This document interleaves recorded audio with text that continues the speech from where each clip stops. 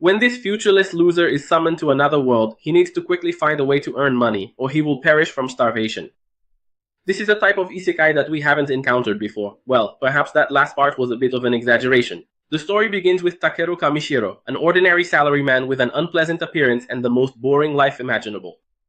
His daily routine was quite simple. He would wake up, go to work, return home, watch the dull news on TV, then sleep, and repeat the whole cycle. However, on one particular evening, as Takeru was watching television, he was unexpectedly presented with an opportunity to embark on something genuinely interesting, an offer extended by the very god who presides over the solar system. This god shows him a planet called Midias, which apparently suffers from the problem of civilizations that always end up perishing. Because the god is responsible for the planet Midias, it is his duty to ensure that world prospers, but as a cosmic entity, he cannot directly intervene. Therefore, he wishes for Takeru to become the new messiah of Midias, guiding them towards greatness and prosperity. Upon hearing this plan, Takeru falls into despair, as he is merely a common salaryman without any special talents. He even goes so far as to mention that he must return to his job, otherwise his boss will terminate his employment. But the god quickly reveals that the moment he brought Takeru to this dimension, he had already died in the real world. If he were to refuse this chance, his very soul would simply disappear for all eternity. This revelation leaves Takeru utterly shocked, but after he calms down, he realizes he has no alternative but to accept. Once he agrees to the task, the god bestows upon him several special powers before dispatching him to Midias. First, he imbues Takeru with magical attributes, fully maximizing his mana, and then inquires if there's anything further he desires. Takeru, being a man of questionable thoughts, considers asking for a harem. The god reads his intentions and assures the degenerate that on his journey he will encounter many beauties and have the opportunity to conquer them. He also bestows upon him a unique search ability. Following this, and after incorporating various other convenient enhancements such as a comprehensive understanding of all languages, diverse resistances, and even a mystical bag for his belongings, the deity unceremoniously dispatches him without so much as a proper farewell. When Takeru awakens and opens his eyes, he realizes he is seated beside a tree within a vibrant, verdant forest. He stands up, and his first thought is to search for a place where other people might be. After a period of wandering through the forest, he eventually catches sight of a village far off. He hasn't eaten anything since he arrived, so the hunger pangs begin to set in. However, he's not entirely certain if anyone would be inclined to offer him food without any charge. At that moment, he recalls the search ability bestowed upon him by the god, an ability that could assist him in collecting materials for sale and thus earning money. Filled with excitement, he exclaims loudly, "Activate search magic." To his utter embarrassment, nothing at all transpires, causing him to ponder if he might have botched the spell's invocation. Reluctantly, he writes the words in Japanese on the ground, and this time it works. Various holographic symbols show up next to objects like clovers, diamonds, and hearts, marking where the materials are located. Takeru uses the analysis function on one of the items, and in doing so, receives detailed information. For example, the system indicates that the moon herb is a yellow flower which blossoms under the crescent moon and is classified as rank B in rarity. Because of its rarity, Takeru collects it and stores it in his magic bag. Subsequently, he proceeds to collect various other materials, yet the majority prove to be of little worth. He then discerns that the clover symbol corresponds to flowers and herbs, the heart to life-related items, and the diamond to minerals and rocks. Now prepared, he heads to the village to sell his items, encountering Marlowe, the entrance guard, to whom he introduces himself as a wandering traveler. Because of his height, the guard asks if he's a knight or a swordsman, but Takeru explains he's just a merchant who gathers materials. Curious and interested, Marlowe leads him to the general store. As they walk, Takeru greets the villagers, his face flushing with embarrassment under their curious gazes. Upon entering the shop, he shows his items to the merchant, who is left impressed. Judging that Takeru is skilled in collecting, the shopkeeper asks him to retrieve mytil ore from a nearby mountain. The shopkeeper also purchases all the items Takeru had collected and brought in, paying 300,000 reeves, which is equivalent to $20,000. Takeru can hardly believe he got rich so quickly, but his greed gets the better of him. Driven by his hunger for greater success, he takes on the task, fully aware of the perils he will encounter on his journey to the mountain. However, prior to venturing into the mountains, Takeru opts to spend a night in repose, finding accommodations at a nearby inn. Inside the inn room, a maid came by to offer room service, but she regrettably informed him that baths weren't provided, since that particular luxury was reserved solely for the nobility. Takeru, though, discovers an alternative way to cleanse himself by using purification magic, which instantly leaves his body immaculate. Despite this, he remains dissatisfied, for nothing truly compares to the luxury of a long and relaxing bath. When he gets his first mission in this strange town, he decides to see it through.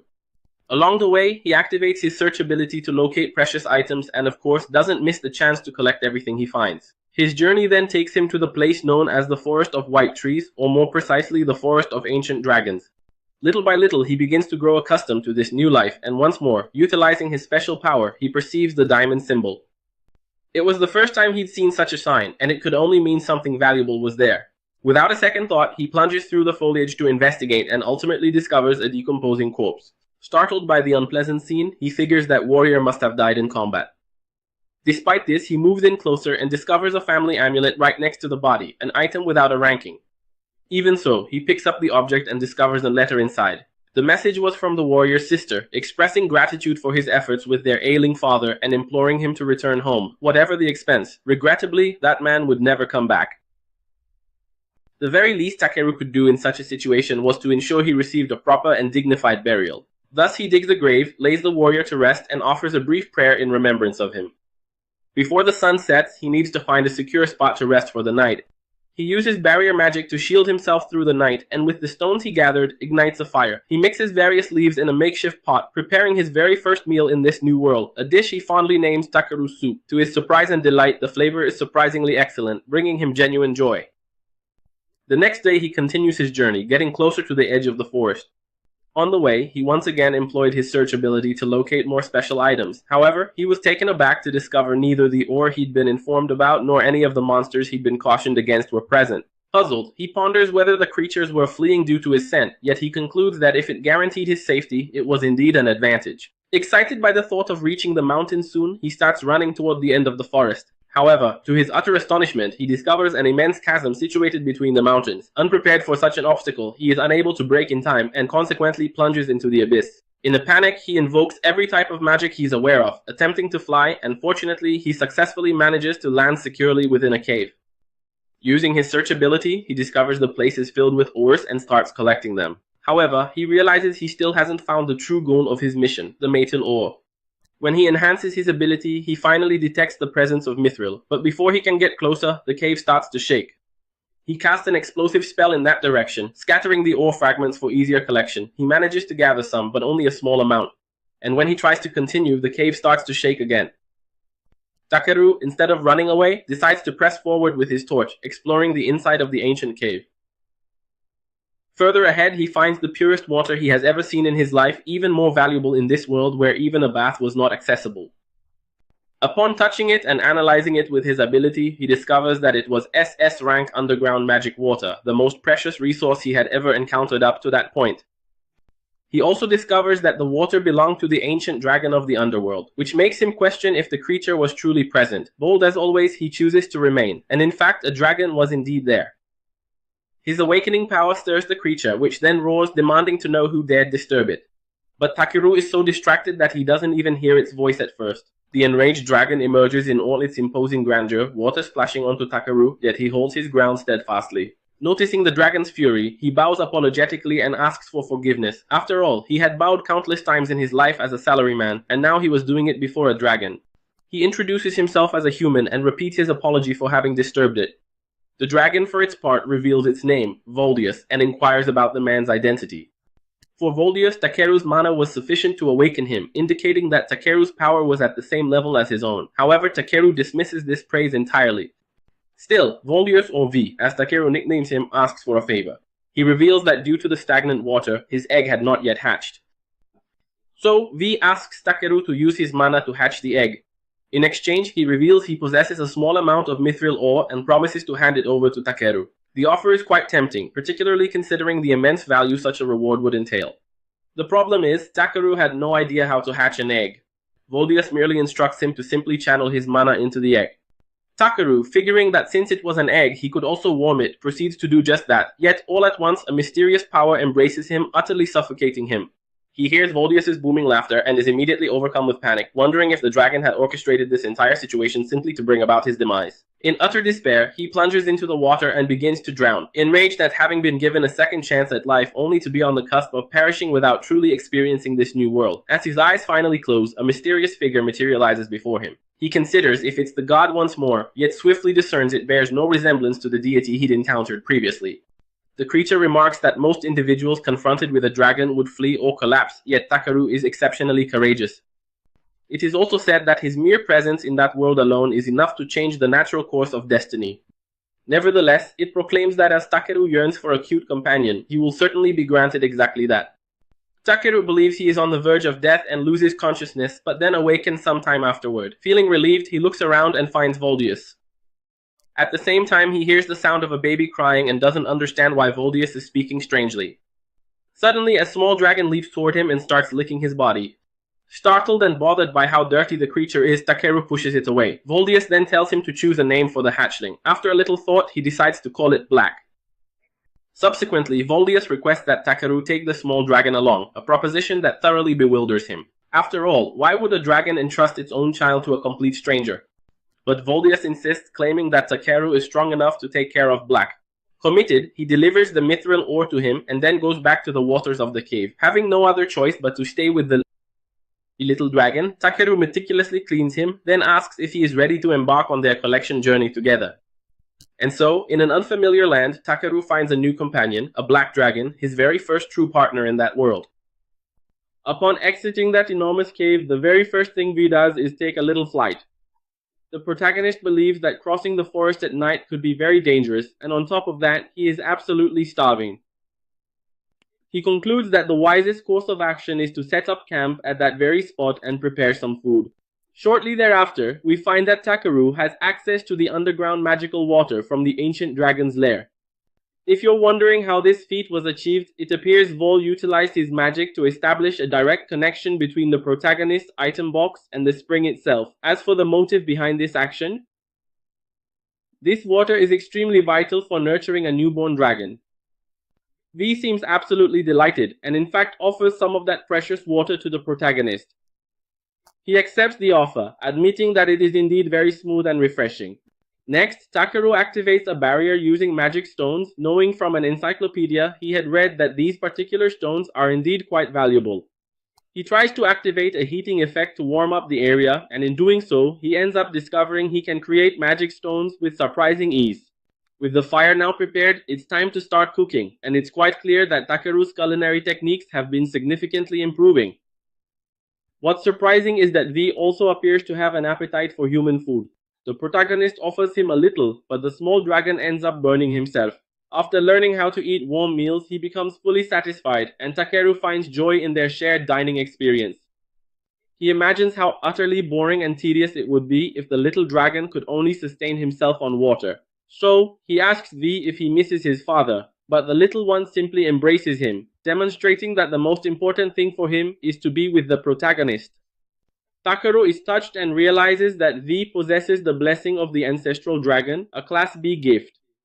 Impressed, he still holds the belief that V needs guidance and discipline to properly develop, and he warns him not to act foolishly even though he's growing stronger. If anything were to occur, Volgus would most certainly devour him whole. But of course V has already fallen fast asleep. On second thought, Takeru realizes he wished for a cute companion, and that wish came true.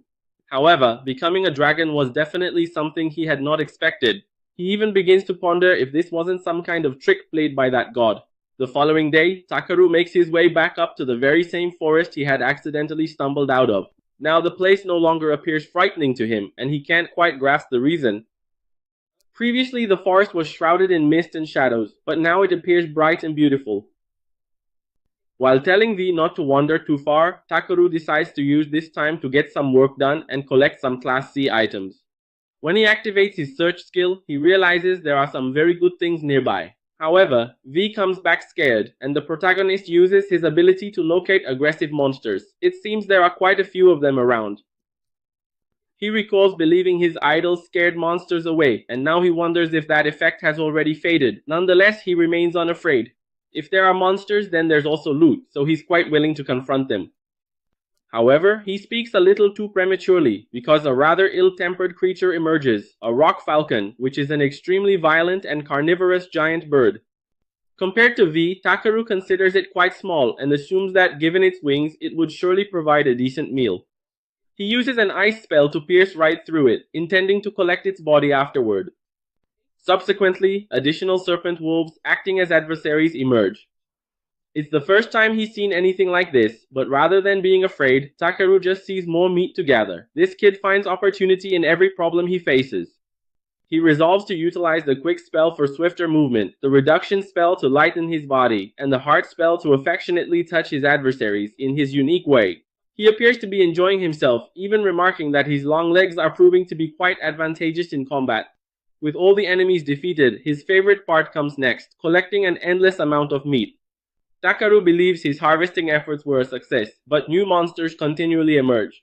Since fighting indefinitely isn't an option, V attempts to lift Takeru and fly off, but lacks the necessary strength unless Takeru employs the reduction spell. Once that's done, they at last ascend into the sky. Takeru cautions that they are ascending excessively, and the alarmed little dragon inadvertently lets go of the protagonist. The result is an utterly absurd and precipitous fall. He can't believe he survived, and as he opens his eyes, he sees the little dragon watching him with a look of concern. Takeru recognizes the area, realizing it's the exact same spot where he had previously made his camp. He asks V about the speed at which he was flying, but it's clear the little dragon doesn't know how to respond. Even so, the protagonist reminds him that he is still human and asks that next time they go with a bit more gentleness. V doesn't seem to grasp it, but Takeru tells him he has faith in him, causing the little dragon's eyes to sparkle. He might not comprehend every single word spoken, yet he grasps the affection and responds with a tight, heartfelt dragon hug. Subsequently, the protagonist remarks that, based on his search ability, Thorn Village is approximately an hour's walk away from their current position. He mentions that the region is composed of a Yggdrasil branch, which is a legendary and very well-known tree. V just breathes a little of his mana-filled breath upon a twig, and the branch totally transforms right before their very eyes. Even when attempting to apply logic to what he observes, Takeru is utterly bewildered by the recent events. However, what he does know is that he doesn't want to appear as a gatherer carrying a staff, as he believes it makes him seem like a flashy magician. Suddenly, a terrifying roar reverberates from deep within the forest, instantly putting both of them on high alert. For some unknown reason, V then takes flight, seeming to wish to lead Takeru towards a particular destination. Upon reaching a massive tree trunk, the protagonist finds a blonde elf in a truly deplorable condition. He asks if she'd been attacked by monsters, but she explains that she hasn't. She just hasn't eaten anything for 3 days. Takeru is quite surprised. That frightening roar he heard from afar was simply her stomach making a rumbling sound. The elf asks for some water, and he quickly offers her what he has. She thanks him, relieved, but her stomach continues to rumble like a hungry lion. Takeru then recalls the inn where he lodged, and how they had provided him with some provisions for his journey. So he offers it to the elf, who devours it all in seconds. The meal doesn't just save her life, it leaves her completely invigorated, as if she has recovered some kind of superhuman strength. The elf exclaims that she has never tasted anything so delicious, but Takeru points out that after so many days without food, anything would seem wonderful. He even reflects that in dire situations like these, even just a glass of water and a few stale crackers can truly feel like a lavish banquet. But seriously, the protagonist wants to understand how she could have been without food, especially being so close to the village. The elf explains that she left without much thought and ended up forgetting to pack any provisions. Takeru considers this excuse unacceptable and reprimands her, stating it was an irresponsible act that could have cost her life. The elf begins to get annoyed, and he mentions that she smells quite unpleasant, which is a letdown for him, as he'd always pictured elves smelling like flowers or fresh mint. He literally tells her she smells like excrement, causing her to become absolutely furious. It's obvious that after days out in the open, she would have an unpleasant smell, but to hear it said so bluntly is truly cruel. Feeling offended, she thanks him for his assistance, yet states she will never forgive him for insulting her in such a manner, and with that, she decides to depart. Takeru gathers a few more materials while he is on his way back home. Just beyond the forest's edge, V detects something unusual, and Takeru then notices a carriage drawing near on the road.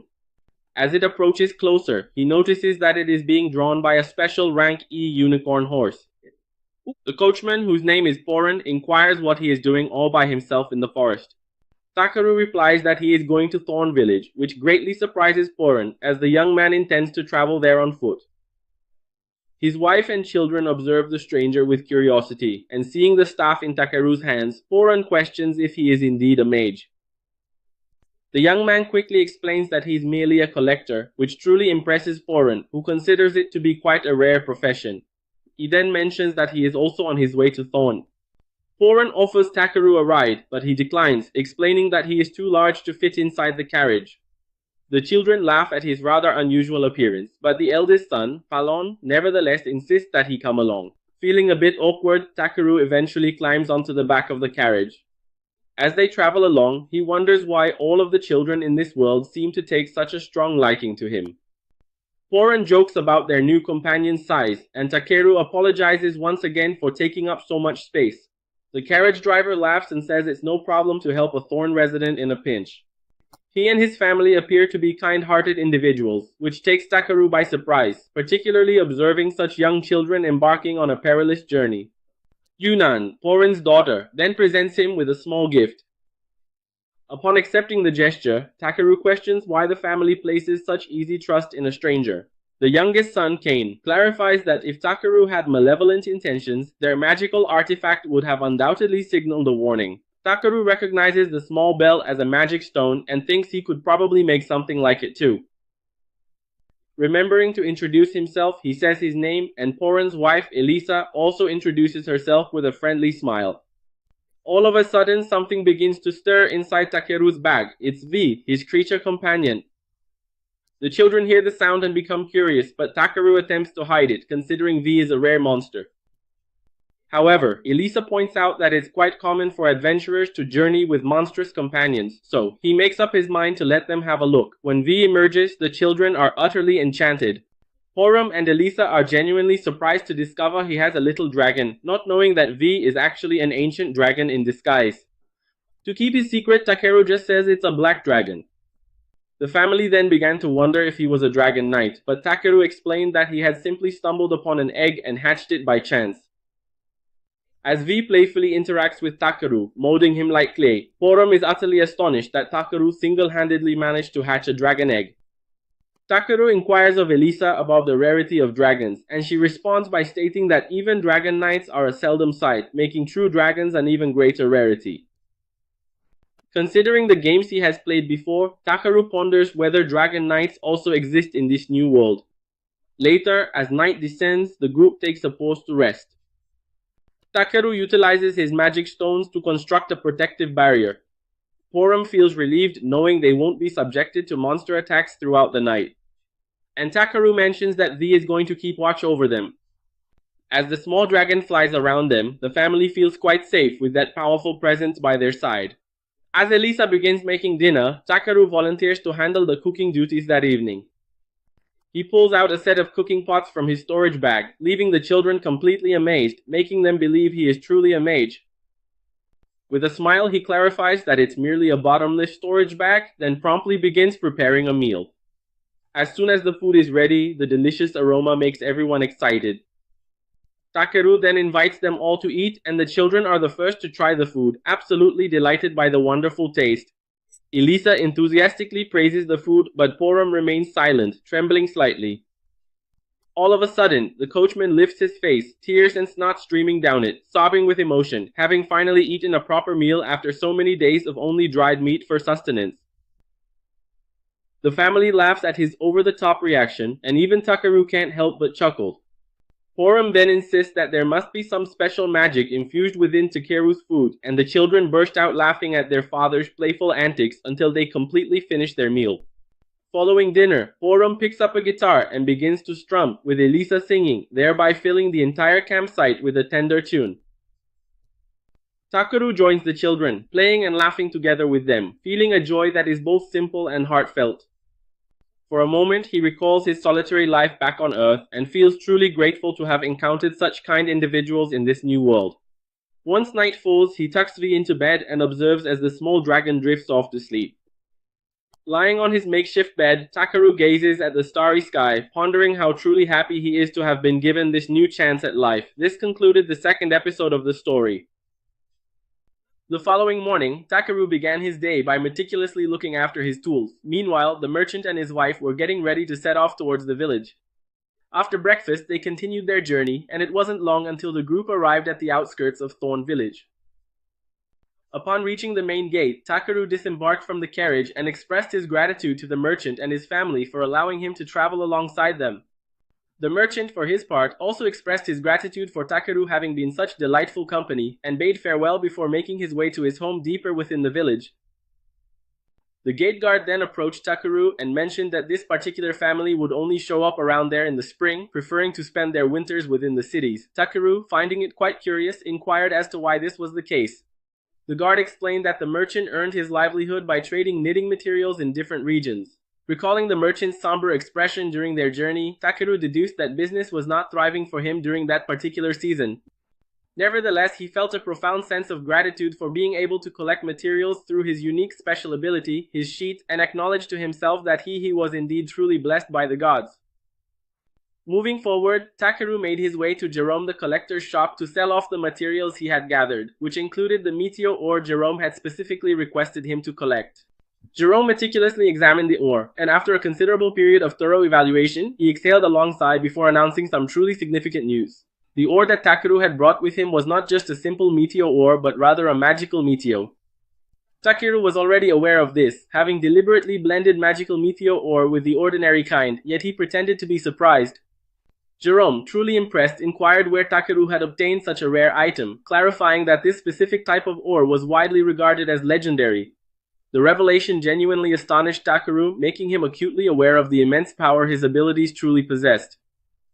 His astonishment intensified upon discovering that the quantity of ore he had gathered possessed significantly more power than all the magic stones throughout the entire country combined, which was an exceptionally grave and concerning situation. Hiding his true skill, Takeru claimed he was merely fortunate, but Jerome knew better, maintaining that Takeru was a born prodigy at collecting materials. However, the collector also observed that Takeru seemed completely lacking in good judgment or common sense. Wishing him great success, Jerome then suggested he make his way to the city of Belkine, assuring him that there he would find valuable information and ample opportunities for personal growth. He was confident that someone of Takeru's talent would readily attain renown and accomplishment. Takeru pondered for a moment before he decided to agree with the advice. Later that night, he made his way back to the inn and began to peruse an encyclopedia. He realized he had no idea what an adventurer's guild was, and his curiosity prompted him to seek out information about it. After meticulously reading through it, he decided he would officially become an adventurer, as this would enable him to earn money while exploring the beautiful world of Isekai. He felt excited by the prospect of traveling to Belkine, but he wasn't in a rush. There were still a few things he wished to do in the village before he set off. The next morning, he took the meat from the monsters he had slain in the forest to a butcher to have it cut, and with the resulting ingredients, he organized a large evening feast for the villagers. The following day, he went out to gather more herbs from the surrounding area and decided he would leave the village the next day. He then visited a woman's shop to purchase spices, and upon hearing that he was about to leave, the woman expressed her sadness, saying that all the villagers would certainly miss him. Unable to dissuade him from continuing his travels, she extended her good wishes and meticulously prepared numerous homemade rations for his forthcoming journey. Given that the journey to Belkine would span roughly a month, it became quite evident just how much affection the villagers held for him, despite his relatively brief stay among them. Upon returning to the inn, Takeru discovered he still possessed the meteor ore because Jerome had declined to purchase it. Lost in thought, he pondered what course of action he should take regarding it. His small dragon bee also reflected on it, but the topic proved too intricate for the creature, which eventually drifted off to sleep. Takeru, on the other hand, was struck by an idea. He decided to utilize the precious ore, crafting something beneficial as a token of gratitude for the villagers' kindness towards him. He then made up his mind to fuse the magical ore into an oil lamp. Surprisingly, he managed to create the magic item successfully on his very first try. On the next morning, the villagers gathered together at the village gate to say goodbye to Takeru. They surrounded him, offering their well wishes and prayers, and Takeru was deeply moved as he thanked everyone for their kindness. Then, he presented the guard with the magical artifact he had created, explaining that it would generate a protective shield around the village, effectively stopping any ill-intentioned individuals from entering. The inspiration for it came from the magic bell he had seen with the merchant's family. The present was so valuable that the villagers were reluctant to accept it as a gift, but Takeru was adamant, stating that he considered this place his true home and wished to ensure everyone's safety until his return. Unable to contain the collective emotion, he didn't linger. He quickly said his farewells and departed from the village in a hurry, accompanied by his small dragon companion Bee. As they make their way toward Belkine, Takeru cannot help but notice how unusually quiet and peaceful the road has become. He even considers that he may have jinxed his good fortune by making that comment as he quickly sights a giant creature directly in front of him. Without fear, he utilizes his scanning ability to pinpoint the creature, subsequently discovering that it is in fact a formidable giant crab. Upon reviewing the scan's results, he realizes that the creature is edible, which only serves to heighten his excitement even further. Takeru readies himself for the impending attack, but B takes action before him. The tiny dragon flies high, emitting a sonic echo so potent that it explodes in the crab's ears, instantly killing it. Takeru is utterly stunned. He hadn't realized B possessed such an incredible ability. No sooner does he prepare to collect the creature than more crabs emerge in the distance. Initially, Takeru assumes that dealing with them will be an easy task, given that crabs typically move in a sideways fashion. To his surprise, these creatures charge directly toward him. Fortunately, B grabs him just in time and flies upwards as the crabs crash into each other, killing two of them instantly on impact. Takeru then advances to defeat the last one, employing his staff to land the decisive final blow. With all the crabs defeated, he now makes ready to begin his cooking preparations. He lights a roaring fire, places his massive pot over it, and transforms his hand into a sharp knife to effortlessly slice through the crustaceans. In a short while, the meal is prepared, and both are astonished by the delectable outcome as they savor its flavors. Smiling at B, Takeru reaffirms his bond with his companion, promising that they will continue to journey together, hunting strange creatures and savoring delicious meals. They solidify this pledge with a joyful hand touch. After several days of travel, they finally behold a massive wall in the distance. Their destination is the great kingdom of Belkine. The wall is so incredibly high that it appears impossible to scale, and Takeru is absolutely astonished by the breathtaking sight. The city of Belkine is known as the capital of commerce in the Auxerio kingdom. It started as a simple meeting point for adventurers, but it has since grown into a bustling, medium-sized city, filled with experienced combatants. By using his scan, Takeru discovers that Belkine is home to the kingdom's largest adventurers guild, which makes him even more excited. As he approaches the massive wall, he notices a long line of people. All individuals are undergoing a scan before being allowed into the city. He joins the queue and observes that the other people are carrying ordinary bags, so he resolves to use magic to conceal his own. When it's his turn, he conceals B within his bag and then steps into the hall. The guard thoroughly inspects the bag, but he uncovers nothing suspicious. He asks Takeru's occupation, and Takeru replies he's a collector. The guard initially assumes Takeru is present to sell some goods, but Takeru clarifies that his true intention is to become a member of the Adventurers Guild. No matter the reason, the guard is obligated to use an aval, a special item that unveils an individual's true intentions and mental state, all to safeguard the city. The comprehensive scan then confirms that Takeru poses no danger.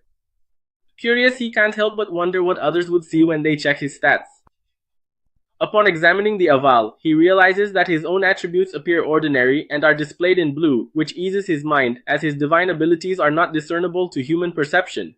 However, the guard notices something quite unusual, the dragon's blessing, and then proceeds to inquire about it. Takeru then releases B and clarifies that B is his pet, a gift bestowed upon him by the dragon. The guard sees no problem but questions if there's any identifying mark that truly confirms B is Takeru's companion. He uses the staff given to him by the town's children as proof of ownership. The guard nods his head, stating that he will inform the mayor about the dragon's presence, an outcome Takeru finds perfectly acceptable. Following this, he receives specific instructions on how to reach the Adventurers Guild. As he steps out, his eyes widen at the bustling sight of the streets of Belkine. He scans his surroundings until he spots the large rectangular guild building. Inside, he feels a bit disoriented until a kind woman named Ariana approaches him to offer a warm welcome, explaining that he is free to exchange items or engage with other members of the guild. But Takeru makes it clear he's here to register as an adventurer. Ariana, the receptionist, has him take a seat and brings him the registration form. Although he is able to read and speak the local language, he doubts whether he is capable of writing it. Fortunately for him, when he writes in his native language, the words are automatically transformed into the Belkine alphabet, which makes him quite enthusiastic. On the registration form, he describes himself as a collector aspiring to become an adventurer. Ariana asks if he has ever faced combat, and Takeru lists the creatures he has defeated. To verify his claims, the receptionist requests evidence, prompting him to show her the giant crab he had previously defeated. The sight startles Ariana, causing her to quickly run off and alert the other adventurers. One of them scans Takeru to determine if he poses any danger, and the scan reveals he appears as blue, indicating he is harmless. Takeru inquires about its significance, and the man clarifies that blue signifies safety, according to the owl's reading. Assuming he was interested in selling the crab shells, the man instructed Ariana to continue, but Takeru clarified that he was registering as an adventurer and actually intended to consume the crab. Everyone present was utterly astonished by this statement. They weren't even aware that crabs were something you could eat. That alone allowed them to fully grasp the immense strength Takeru possessed. When asked if he had come accompanied, Takeru introduced his bee. Witnessing someone accompanied by a dragon as a pet leaves an even stronger impression on everyone. One of the men even extends an invitation for him to join his team, but Takeru just ignores it. He is merely pleased to have created a positive impression in the city and fully anticipates great success in that place. After he finishes registering, Ariana hands Takeru his identification, which is an F-rank adventurer's insignia. He wears it with pride, observing that it's an exact replica of the bracelet B has on his wrist. Together they touch their insignias and share a smile, excited by the adventures that await them in the bustling city of Belkine. Sometime later, Takeru manages to locate the family of the fallen warrior, whose decomposing body he had discovered in the forest near Thorn Village. He hands the warrior's belongings to the family, and as they look at the items they are overcome with emotion, unable to hold back their tears, for this was truly devastating news that they had never before received. Takeru observes that they are all severely malnourished and ill, bringing to mind what he had heard from a guard upon his arrival in the town. He had inquired about a warrior named Belria, a name he discovered through a letter found amongst the man's possessions. The guard then recounted that Belria had embarked on a mission to procure medicine for his ailing father, yet tragically, he never came back. Because of this, Takeru deduces that poor Belria ended up dying during that mission. Feeling pity for the family, he decides to assist them in any way he can before making his way to the Adventurers Guild, where he exchanges a handful of herbs with the Foxman. As they converse, Ariana, the guild receptionist, is discreetly eavesdropping from behind a wall. However, the Foxman notices her rabbit ears playfully peeking out and calls her over, inquiring if there's an issue. A bit embarrassed, she then approaches him and explains that she has received a pile of commissions from various clients who had specifically asked for Takeru to accept them. This shows that in a short amount of time he had already built quite a great reputation within the city. Takeru hesitates, thinking that he might not be able to accomplish all of the missions by himself, but he still accepts half of them and pledges to complete them as swiftly as possible. After selling the materials he gathered, he heads to the bathhouse to relax with his companion B, and thinks about his time in the city of Belka. He recounts that 2 weeks have elapsed since he got here, and everything has been going quite smoothly. He distinctly remembers his initial visit to the public bathhouse. The water was quite filthy, but he quickly purified both the pool and its flowing water using his purification magic. Thanks to this, he can now frequent the establishment every day to relieve his fatigue and find relaxation. During one of these visits, a beastman named Clay approaches Takeru, claiming to have heard rumors that Takeru possesses the ability to perform potent healing magic. Takeru requests more details, and Clay reveals rumors that Takeru miraculously healed a gravely ill individual in the slums, and those rumors are indeed true. Takeru did indeed use healing magic to save Belria's father and the entire family, restoring their vitality. Clay asks if Takeru received any payment for his actions, and upon discovering he performed it gratis, he chuckled incredulously, finding it astonishing that such a benevolent individual could exist in this world. Subsequently, Clay counsels Takeru to advance his adventurer rank, stating that only in this manner will he be able to undertake more challenging missions and accumulate greater wealth. Takeru, however, responds that he is quite content with his current standing and feels no real ambition. Clay expresses concern, cautioning him that excessive nobility could draw undesirable attention. Several days later, Takeru makes his way back to the Adventurers Guild to exchange materials, and just as before, the Foxman implores him to advance in rank, asserting that an adventurer of his caliber ought to be undertaking far more perilous missions. However, Takeru declines once more, stating his sole desire is to lead a peaceful existence. At that very moment, a horde of goblins unexpectedly emerges and begins to march towards the city. All adventurers of D rank are gathered for the city's defense, while Takeru attempts to discreetly distance himself as he is only an F rank. But before he can slip away, the guildmaster Rodo forcibly pulls him aside, knowing full well of his true capabilities. The plan is to stop the goblins from crossing the nearby river, and Rodo fires up the adventurers with a rousing speech worthy of an attack on Titan Commander. Right away, everyone sets off to battle and establishes a camp on a mountaintop from which they can keep a vigilant eye on the surroundings. Many brave souls are already battling on the front lines, yet Takeru remains behind, hesitant and quite cautious. Mushieli, a young healer, remains by his side, visibly trembling with fear at the sounds emanating from the forest and its wild creatures. Noticing her terror, Takeru attempts to calm her, stating she has an important role in healing the wounded during the battle. He explains there's no shame in fearing the unknown, yet humans are compelled to confront it for their survival. His inspiring words embolden Mushieli, who then gains confidence and promises to perform the duties of a field nurse. At the encampment, Clay is also present, and Takeru questions why a warrior of his caliber isn't engaged in the frontline combat. Clay reveals he bears a significant scar on his back, and in this world, such a mark signifies disgrace, implying the wound was sustained during a retreat from an adversary. Takeru disagrees, pointing out that there could be numerous other explanations for a scar. It is then revealed that Clay received his injury while attempting to protect someone else. For Takeru, the most important thing is the fact that he survived even after such a grave injury. Clay laughs at himself, lamenting how the world doesn't think like Takeru, a man who, despite his strength and kindness, only seeks peace in a world dominated by conflict and avarice. All of a sudden, an emergency alarm blares from the front lines, and the distinct sound pattern signals that the goblins have breached the defenses and are now making their way toward Takeru's location. This is Clay's moment to prove himself. He quickly says his goodbye to Takeru and then rushes off to join the battle. As soon as Clay leaves, Takeru sees Mushieli beside him, trying to heal a wounded warrior. He watches as she encourages the warrior, telling him that he is doing well and should continue to stand firm. Takeru is astonished to witness such a display of confidence in her, considering that only a mere few minutes earlier, the young girl had been completely terrified, towering behind him. The strength she now displays truly inspires him, renewing his spirit and making him determined to achieve even more. He activates a magic shield and a protective barrier around them, and before departing, he instructs them to exercise caution until he returns with Clay. Subsequently, he clutches his staff firmly and advances towards the unfolding battle. Upon reaching the battlefield, Takeru reinforces his legs and arms with magic and proceeds to eliminate the goblins obstructing his way. He quickly realizes that a large host of adversaries has encircled the adventurers' group, so he joins them to lend his aid. The group finds itself severely outnumbered and is fighting for its very survival. So Takeru calls upon B for assistance. As soon as his companion launches its attack, numerous goblins are instantly slain.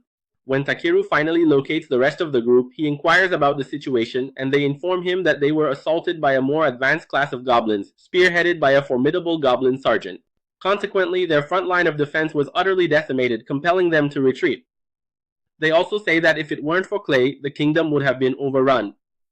Unfortunately, Clay got separated during the fight, and no one knows where he is. Concerned, Takeru decided to search for him, and as he had suspected, he found him battling a group of goblins by himself. He arrives just in time to attack the enemies, giving Clay a moment to breathe. Nevertheless, Clay questions Takeru's presence there, stating that he is much too frail for such a dangerous confrontation.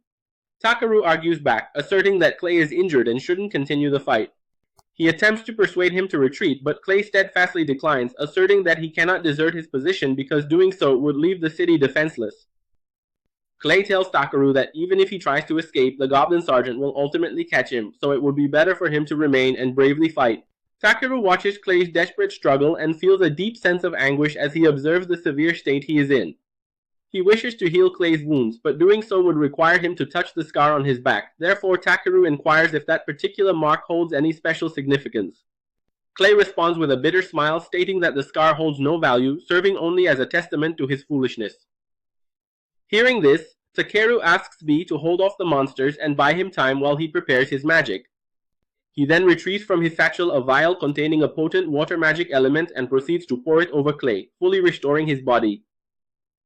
Confused, Clay questions what Takeru is doing, but immediately feels an immense energy surging through his body, rekindling his strength and ferocity. When Clay questions what he did, Takeru just replies that he cured him, since he's unable to reveal the full truth. What Clay feels, however, goes far beyond a simple healing. Still, there's no time to be asking questions since the enemies are continuing to advance. Reinvigorated and full of renewed power, Clay charges into combat, transforming into a true force of nature. With his sharp claws, Clay utterly decimates the goblins and spearheads a counterattack that ultimately secures their victory. One of the adventurers who had witnessed Takeru's actions approaches, asking what he had used on Clay. However, Takeru minimizes it, stating he merely applied a simple healing spell. The adventurer, intrigued by Takeru's power, doesn't believe him and asks who he truly is. Takeru humbly replies that he's just an F-rank adventurer who wants to help. Despite his suspicions, the man expresses his gratitude to Takeru for their rescue and assures him that the guild will compensate him. Takeru returns to his lodging, believing he will finally find some tranquility, but his peace is swiftly interrupted when Clay, now completely recovered, appears to speak with him. Clay realizes that what Takeru performed was far beyond ordinary healing magic, and he confronts him directly, seeking an explanation. Attempting to justify himself, Takeru discloses he utilized a water magic element acquired from an ancient spring linked to an ancestral dragon dee's mother. Clay is utterly surprised by the revelation, inquiring why such a potent resource was spent on someone like him. Takeru simply replies that he doesn't think it's a big deal, since he still has plenty of that water left. Clay expresses his sincere gratitude, yet with curiosity still piqued, he questions Takeru about his true identity and where he truly came from, leaving the young man completely speechless by the inquiry.